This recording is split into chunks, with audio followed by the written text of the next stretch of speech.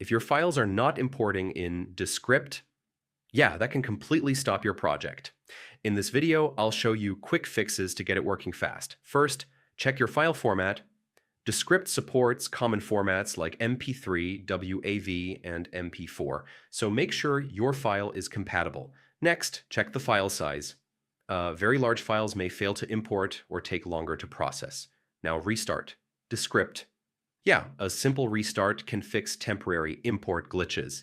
Make sure your internet is stable, because Descript uploads files to the cloud for processing. Check for updates. Using the latest version can fix import bugs and compatibility issues.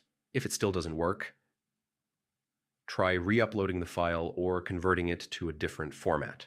Yeah, this often solves the issue, and that's it. These steps should fix most import issues in Descript.